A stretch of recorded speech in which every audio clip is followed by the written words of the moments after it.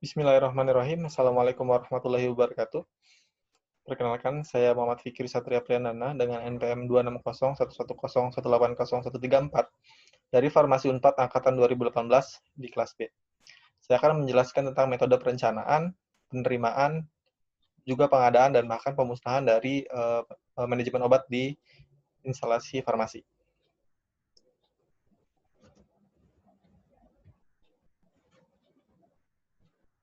Yang pertama adalah outline. Di sini saya akan membahas pertama tentang perencanaan, lalu ada pengadaan, ketiga penyimpanan, dan terakhir ada pemusnahan. Yang pertama adalah definisi dari perencanaan. Perencanaan perbekalan farmasi merupakan kegiatan untuk memilih jenis perbekalan farmasi agar tepat jenis, tepat jumlah, tepat waktu, dan efisien untuk menghindari kekosongan obat. Dalam pelaksanaannya ada beberapa tools-tools yang dapat digunakan untuk menentukan metode apa yang tepat digunakan untuk sebuah instalasi farmasi. Yang pertama adalah metode Venn ABC.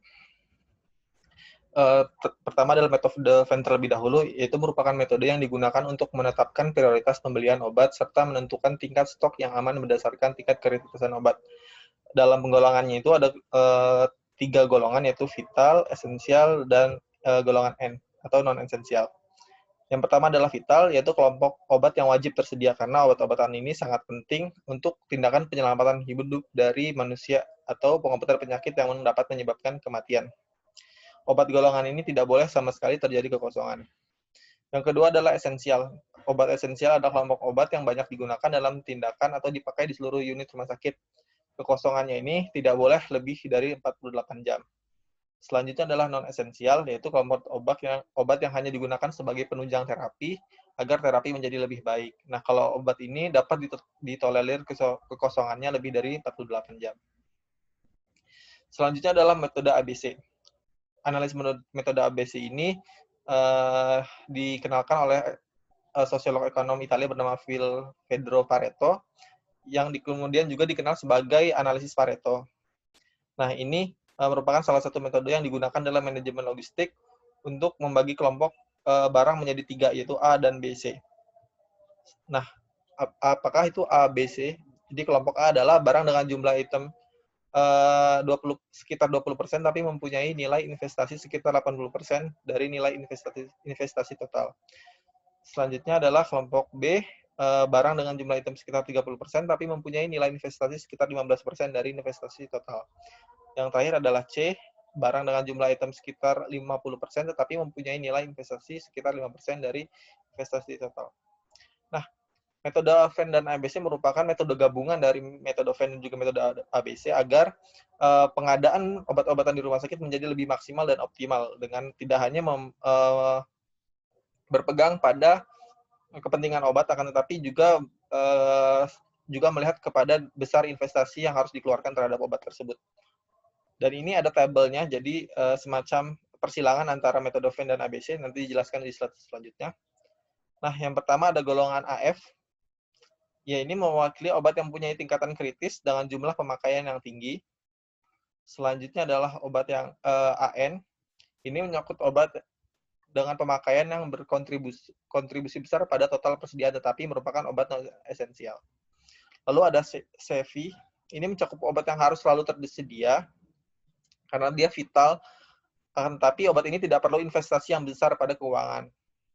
Selanjutnya adalah CN, itu merupakan obat yang tidak terlalu esensial juga bagi pasien dan tidak terlalu penting sehingga tidak perlu stok yang banyak dari analisis berdasarkan Venn dan ABC. Selanjutnya AE dan BF serta AE. Nah, ini merupakan grup yang harus disediakan karena penting berdasarkan nilai, sedangkan BF penting berdasarkan perawatan medisnya. Selanjutnya adalah BE, BN, dan CE. Nah, kelompok obat ini dapat disediakan dalam jumlah yang sedang, mengingat nilai dan kepentingan dari terapinya.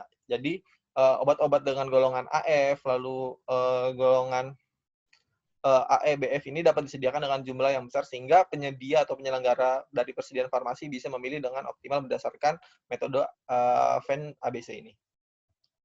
Selanjutnya adalah metode konsumsi.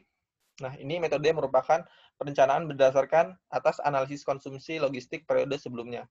Jadi ketika periode sebelumnya sudah dilakukan pelayanan kefarmasian, dianalisis dan dievaluasi untuk mendapatkan data yang sesuai agar pengadaan obat pada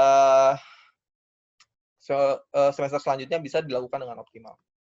Nah, ada perhitungannya untuk metode konsumsi. Pertama, menggunakan rumus, itu rumusnya CT sama dengan CA kali T tambah SS dikurang sisa stok. Nah, SS sama dengan lead time dibagi jumlah hari per bulan, atau hari atau bulan dikali dengan CA. Nah, keterangannya sendiri, CT merupakan kebutuhan per periode waktu, CA sama dengan kebutuhan rata-rata waktu, biasanya menggunakan bulan atau bisa juga hari, lalu T sama dengan lama waktu, SS seperti stok, dan lead time yaitu waktu tunggu yang dibutuhkan untuk obat sampai datang. Nah, ini bisa dilihat contoh soalnya. Salah satu rumah sakit di Kalimantan Tengah berada di Sampit, Rumah Sakit Murjani membeli RL infus ringan laktat sebanyak 2.000 infus dalam pembelian setiap 2 bulan sekali. Karena pabrik obat tidak ada di Pulau Kalimantan, sehingga infus dibeli dari Surabaya dengan lead time tadi, waktu yang dibutuhkan, sekitar 3 minggu. Sedangkan sisa stok di rumah sakit Murjani hanya ada 1.000 infus. Harga infus adalah Rp 12.000 per satuan, maka hitunganlah berapa infus RL yang harus dibeli dan anggaran yang harus dikeluarkan. Nah, kita balik lagi mencari SS terlebih dahulu. Nah, SS sama dengan lead time per jumlah hari atau bulan dikali dengan CA. Tadi 21 hari waktu datangnya dibagi dengan bulannya 30 hari dikali dengan 2.000 sama dengan 1.400 buah yang dibutuhkan. Lalu infus yang harus dibeli adalah CT sama dengan CA kali T tambah SS dikurangi sisa stok. Sama dengan 2.000 botol dikali 2 bulan tambah 1.400 kurang 1.000 sama dengan 4.400 botol. Lalu anggaran yang dibutuhkan tinggal dikalikan saja dengan jumlah tadi 4.400 botol dengan harga satuan infus ringan laktat, sehingga dibutuhkan dana 52.800.000. Selanjutnya adalah kelebihan dan kekurangannya. Dalam berbagai metode pun pasti memiliki kekurangan dan kelebihan. Yang pertama, untuk metode konsumsi adalah tidak dibutuhkan data morbiditas dan standar pengobatan, karena ini hanya berdasarkan data konsumsi pada jangka waktu sebelumnya. Lalu ada perhitungan yang lebih sederhana, lalu dapat diandalkan jika pencatatannya baik. Lalu kekurangannya ini tidak dapat dijadikan dasar pengkajian obat, karena kajian penggunaan obat, karena memang dia hanya berdasarkan konsumsi, lalu tidak dapat diandalkan apabila terjadi perubahan pola penyakit. Contohnya ketika masa pandemi ini terjadi perubahan-perubahan pola obat-obat yang dibutuhkan oleh pasien, sehingga metode konsumsi ini tidak memiliki kekurangan, yaitu kurangnya persiapan ketika terjadi perubahan pola penyakit seperti pandemi yang terjadi sekarang ini. Lalu ada metode epidemiologi. Nah, sedangkan metode epidemiologi ini merupakan metode perencanaan berdasarkan atas analisis jumlah kasus penyakit pada periode sebelumnya. Jadi, berdasarkan jumlah kasus ini, lalu jumlah kunjungan, dan juga frekuensi penyakit dan standar pengobatan. Ini juga mempunyai perhitungannya sendiri seperti dengan metode konsumsi, yaitu CT sama dengan CE kali T tambah sisa dikurangi sisa stok. SS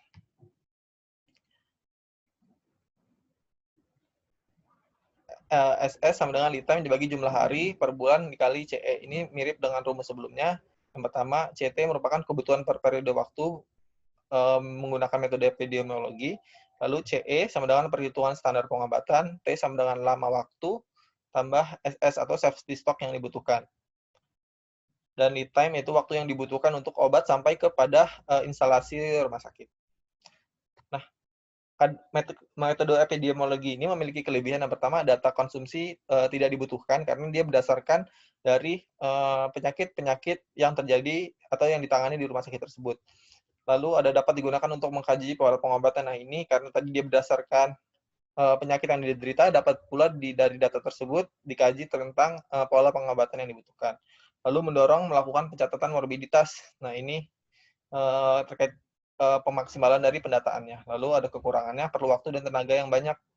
Ada penyakit yang tidak tercatat juga merupakan salah satu kekurangan dari metode ini. Nah, pola penyakit tidak sama. Ketika tadi berdasarkan pola penyakit, maka ketika terjadi khusus wabah dan variasi obat ini yang dibutuhkan akan menjadi lebih luas. Lalu ada juga contoh soalnya. Sebuah rumah sakit A setiap bulan menerima pasien dewasa OMSK tipe malignan sebanyak 5 orang per bulan. Dan pengobatan standarnya adalah amoxicillin 500 mg dalam dosis terbagi 3 kali sehari selama 14 hari. Obat amoxicillin dalam rumah sakit hanya tersisa 52 tablet. Sedangkan pembelian setiap 1 bulan sekali dengan lead time waktu tunggu yaitu 6 hari untuk obat sampai ke rumah sakit tersebut. Harga amoxicillin adalah 60.000 per box, 1 box berisi 100 tablet. Maka hitunglah berapa anggaran yang harus dikeluarkan untuk membeli persediaan tersebut. Nah, jumlah yang dibutuhkan untuk satu pasien adalah 3 kali 14, yaitu 42 tablet. Karena tadi dia untuk 14 hari kebutuhan. Lalu ada CE-nya sama dengan 42 dikali 5 sama dengan 210 tablet. Lalu ada CT-nya, CE kali T tambah SS kurangi sisa stok. CT-nya sama dengan, tadi CE-nya sudah didapat nilainya, 210 dikali 1 ditambah, dicari SS-nya terlebih dahulu, 6 bagi 30 kali 10 dikurangi 52, yaitu sisa stok dari obat amoxicillin tersebut. CT-nya didapat sama dengan 210 tambah 42 dikurang 52. CT-nya, obat yang dibutuhkan berdasarkan metode epidemiologi adalah 200 tablet. Maka anggaran yang diperlukan adalah 200 dibagi 100 dikali 60.000. Sama dengan Rp120.000 yang harus dikeluarkan oleh rumah sakit tersebut. Selanjutnya adalah metode kombinasi. Nah, ini merupakan metode gabungan dari metode konsumsi dan juga metode epidemiologi, di mana metode ini merupakan metode yang saling melengkapi kekurangannya masing-masing. Nah, perhitungan metode ini rumusnya CT sama dengan CA ditambah CE dikali T ditambah SS dikurangi sisa stok. Perubahannya hanya di rumus yang awal ini, CA ditambah CE dibanding metode sebelumnya. SS-nya juga sama, akan tetapi dikali CA ditambah CE di akhirnya. Keterangannya juga masih sama, boleh di next saja. Nah, contoh soalnya adalah di Rumah Sakit Umum Metro diprediksi penderita penyakit diare sebanyak 100 pasien per bulan. Pengobatan diberikan infus ringer laktat 500 cc atau 20 tetes per menit selama 5 hari. Konsumsi ringer laktat setiap bulan adalah 5.000 infus dengan lead time setengah bulan atau 15 hari untuk sampai di rumah sakit tersebut. Hitung berapa ringer laktat yang harus disediakan dengan sisa stok 500 botol. Nah, jawabnya adalah pertama, ringer laktat ini 20 tetes per menit sama dengan sekitar 1 mili per menit, karena 20 tetes sekitar 21 mili ya. Dikali dengan 60 menit, jadi 1 jam membutuhkan 60 mili dikali 24 jam sama dengan 1.440 mili cairan ringer laktat yang dibutuhkan dalam waktu 1 hari dibagi dengan 500 mili sama dengan 2,88 botol. Jadi dibulatkan kurang lebih yang dibutuhkan sekitar 3 botol per hari. Nah, lalu ringer laktat yang dibutuhkan adalah karena tadi ada 100 pasien dan pengobatan selama 5 hari, jadi 3 botol per hari tadi dikali 5, lalu dikali 100 pasien yang membutuhkan obat ringer laktat tersebut atau infus ringer laktat tersebut, sehingga dibutuhkan 1.500 botol pasien. Nah, CA sama dengan 5.000 infus. SS-nya juga sama, cuman tadi di bagian akhir ini tambah CE tambah CA, sehingga dihasilkan 3.250 botol. Lalu nilai kombinasinya CA tambah CE kali T, 5.000 tambah 5.500 kali 1 bulan, ditambah sisa stok yang itu 3.250 dikurang 5.000. Sehingga didapat hasil akhir 4.750 botol ringer laktat. Selanjutnya adalah ketika tadi kita sudah bahas tentang perencanaan, lalu masuk ke proses pengadaannya. Nah, proses pengadaan sendiri memiliki pengertian, yaitu suatu proses penyediaan obat yang dibutuhkan rumah sakit dan unit kesehatan lainnya yang diperoleh dari pemasok eksternal. Intinya adalah bagaimana rumah sakit tersebut melakukan proses pengadaan untuk kebutuhan obat-obatnya. Lalu tujuannya sendiri adalah merealisasikan kebutuhan, yaitu untuk mencukupi kebutuhan dari pasiennya dan juga untuk menjamin ketersediaan dengan jumlah waktu yang tepat. Lalu untuk dalam proses melakukan pengadaan ini, pertama rumah sakit harus mengetahui terlebih dahulu distributor yang menyediakan obatnya. Lalu harus dipastikan juga bahwa distributor tersebut valid dan juga terpercaya agar nanti obat yang didistribusikan merupakan obat yang berkualitas dan mutunya terjamin untuk keamanan pasiennya juga. Selanjutnya, dalam proses pengadaan ini diperlukan surat pesanan yang dibuat oleh rumah sakit, dan ini ada berbagai macam surat pesanan tergantung dari obat yang ingin dipesan oleh rumah sakit tersebut.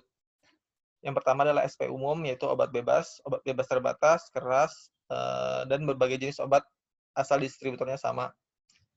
Lalu SP narkotika ini dia setiap satu obat hanya boleh di satu surat pesanan, dan di Indonesia hanya Kimia Farma saja yang memegang kewenangan untuk mendistribusikan narkotika agar tidak terjadi penyalahgunaan obat Kimia Farma merupakan BUMN yang dikontrol pemerintah. Selanjutnya adalah psikotropika. Ini bedanya dengan narkotika, dia bisa lebih dari satu obat untuk SP-nya. Lalu ada SP obat-obat tertentu dan SP prekursor. Nah, dalam proses pengadaan pun tidak bisa sembarangan, ada komponen-komponen yang harus dilengkapi oleh rumah sakit. Yang pertama adalah personel yang terlatih dan menguasai permasalahan pengadaan. Lalu metode dan prosedur yang jelas, pembuatan SOP dan lain sebagainya, lalu sistem informasi yang baik, dan juga didukung dengan adanya dana dan fasilitas yang memadai untuk pembelian dan juga penyimpanan obat yang sudah dibeli nantinya. Lalu ada prinsip pengadaannya, ini dari keputusan Menkes nomor 38 tahun 2003. Jadi pertama adalah mutu obat yang terjamin, yaitu memenuhi kriteria, khasiat, keamanan, dan keabsahan obat serta telah mempunyai izin edar. Lalu pengadaan obat ini dilakukan dengan efisien dan efektif sesuai dengan kebutuhan. Lalu menerapkan konsepsi obat esensial generik. Lalu pengadaan obat program kesehatan melalui industri farmasi atau pedagang besar farmasi. Nah, dalam metode pembeliannya ada 4 metode yang dapat ditempuh oleh rumah sakit. Yang pertama adalah tender terbuka. Ini merupakan metode yang melibatkan berbagai sumber penyedia obat. Jadi ini semacam lelang dengan harga yang murah, namun kekurangannya juga memang memakan waktu yang cukup lama, serta pelaksanaan tender cukup tinggi, serta obatnya kurang bagus karena memang ini terbuka untuk umum. Lalu tender terbatas, nah ini memiliki karakteristik proses yang lebih singkat, biaya lebih hemat, beban kerja yang lebih ringan bila dibandingkan dengan tender terbuka. Nah ini diterbataskan hanya kepada tender-tender yang telah terpercaya. Lalu ada pembelian dengan negosiasi. Nah, ini apabila obatnya memang tidak urgent dan tidak dibutuhkan secara secepatnya, rumah sakit dapat melakukan tawar-menawar tentang harga obat. Nah, biasanya ini untuk metode pengadaan obat yang jangka panjang. Lalu pengadaan langsung ini, metode ini jadi langsung membeli sesuai dengan jumlah yang dibutuhkan kepada pemasok. Kelebihannya, kualitasnya yang terjaga karena didapat langsung dari distributor atau PBF. Apabila terdapat kesalahan, mudah mengurusnya, dan dapat memperpendek lead time. Nah, ini apabila nanti ada kendala, dapat langsung menghubungi penyedia obat tersebut. Nah, kekurangannya memang karena memang ini dibutuhkannya cepat juga, jadi memang harganya sedikit lebih mahal. Lalu ada metode pembayaran. Nah, yang pertama adalah konsinyasi. Ini merupakan metode kerjasama antara apotek dengan perusahaan PDF atau distributornya yang menitipkan produknya yang dijual apotek. Jadi misalnya obat-obat baru, suplemen kesehatan atau sediaan farmasi, bahkan obat herbal, tiap 2 bulan sekali perusahaan yang menitipkannya produknya akan memeriksa produk yang dititipkan di apotek agar mengetahui berapa jumlah produk yang dijual. Nah, kelebihannya ini memang apotek tidak memerlukan investasi yang besar untuk pengadaan karena sistemnya menitipkan barang di apotek atau rumah sakit. Lalu cash on delivery atau COD, metode pembayaran itu membayar tunai ketika obat sampai di instalasi farmasinya. Lalu ada metode kredit, yaitu pengadaan barang yang dilakukan dan membayar kembali dengan ditentukan jangka waktu tertentu untuk pelunasannya, biasanya 3 minggu, dalam jangka waktu 3 minggu. Lalu ada proses penerimaannya. Tadi sistem penerima obat ini, pertama kita menerima barang dari supplier, dicek dulu apakah sesuai dengan surat pesanan yang dipesan. Lalu ada cek item, cek jumlah, cek batch, dan lain sebagainya. Lalu kita catat juga di buku penerimaan obat. Lalu input di sistem informasi manajemennya. Lalu pada saat penyusunan berdasarkan dengan sistem FIFO. Lalu catat di kartu stok sesuai dengan item barang. Nah, pada saat penerimaan juga harus dicek kesesuaian antara jumlah dan jenis obat yang telah dipesan melalui arsip seperti yang telah dijelaskan sebelumnya. Lalu lanjut ke penyimpanan. Nah, penyimpanan ini merupakan aktivitas menyimpan obat agar persediaan farmasi yang diterima aman, terhindar dari rusaknya mutu obat, pencurian ataupun kebakaran. Nah, tujuannya ini memang karena memang obat tidak bisa disimpan dengan sembarangan, rumah sakit pun harus memiliki fasilitas-fasilitas menyimpan obat yang sesuai dengan kriteria obat tersebut, karena beberapa obat memang memerlukan perlakuan khusus seperti injeksi, akan berbeda tentunya dengan obat tablet ataupun obat cairan. Oleh karena itu, perlu dipahami dengan seksama bahwa obat-obat tersebut harus memiliki tempat dan wadahnya masing-masing. Lalu ada faktor-faktor yang mengatur tata ruang penyimpanan, yaitu pertama, kemudahan ruang bergerak, sirkulasi udara juga harus baik di dalam ruang penyimpanannya. Rak dan palet ini untuk menyusun obat, dan juga obat yang mirip namanya dan bentuknya itu harus dijauhkan agar tidak terjadi kesalahan pengambilan obat dan pemberian obat kepada pasien. Lalu kondisi penyimpanan juga harus diperhatikan sesuai dengan obatnya, dan juga ada pencegahan kebakaran. Lalu ada faktor kritis, nah ini stabilitas, pertama suhu dan cahaya matahari, karena memang beberapa obat sangat sensitif dengan faktor-faktor tersebut. Lalu bentuk sediaan obat untuk menghindari kesalahan disusun berdasarkan bentuk kesediaannya masing-masing. Lalu kelas farmakoterapi, misal obat antibiotik dipisahkan sesuai dengan golongan antibiotik, dan juga obat tensi untuk tensi atau diabetes disesuaikan dengan golongannya juga masing-masing. Terus obat khusus, narkotika, dalam penyimpanan obat narkotika ini harus disimpan dalam lemari khusus yang dikunci dengan rapat, dan kuncinya harus dipegang oleh apoteker penanggung jawab. Lalu ada high alert atau obat yang signifikan berisiko membahayakan pasien bila digunakan dengan salah satu atau pengelolaan yang kurang tepat. Seperti ada insulin, epinefrin, dan lain sebagainya. Lalu ada LASA, look like, sound like. Ini adalah obat-obatan yang memiliki kemiripan dalam bentuk namanya ataupun dari warna ataupun bentuk fisik dari obat tersebut, sehingga harus dihati-hati dan kecermatan sehingga tidak tertukar nantinya. Lalu tata cara penyimpanannya ini berdasarkan faktor kritis tadi sebenarnya, ada menurut jenis, kemasan besar, narkotika, sediaan dan lingkungannya, ini terkait dengan stabilitas, lalu ada pencantuman nama. Nah, dalam segi pengadaan obat ataupun penyimpanan barang, terutama barang yang dapat kadaluarsa, menggunakan prinsip FIFO dan FIFO atau first in, first out. Itu obat yang dibeli terlebih dahulu akan digunakan terlebih dahulu atau dikeluarkan dari penyimpanan terlebih dahulu agar tidak expired tentunya. Lalu ada first expired, first out. Nah, ini juga penyimpanan obat berdasarkan obat yang expired-nya lebih dahulu akan digunakan terlebih dahulu dibandingkan obat yang expired-nya lebih lama. Yang terakhir adalah pemusnahan. Nah, ketika tadi obat-obat memang dirasa kualitasnya sudah tidak memenuhi lagi, sudah tidak sesuai dengan hasil yang diharapkan, maka ada metode-metode prosedur pemusnahan dari obat tersebut. Yang pertama adalah tidak memenuhi persyaratan mutu, lalu produknya sudah kadaluarsa, tidak memenuhi syarat yang untuk dipergunakan, dan izin edarnya yang dicabut. Contohnya kemarin adalah obat yang ranitidin dan yang mengandung NDMA karena dapat menyebabkan kanker. Nah, itu pun perlu prosedur penarikan dan juga pemusnahan obat dalam menanganinya. Lalu ada tahap pemusnahannya. Nah, dibuat terlebih dahulu daftar sediaan farmasi, alat kesehatan, dan bahan medis habis pakai yang akan dimusnahkan. Lalu menyiapkan berita acara, lalu dikoordinasikan jadwal, metode dan tempat pemusnahan, menyiapkan tempat, dan terakhir adalah melakukan pemusnahan disesuaikan dengan jenis dan bentuk kesediaan serta peraturan yang berlaku, karena memang berbeda-beda. Sekian dari saya, semoga bermanfaat. Terima kasih.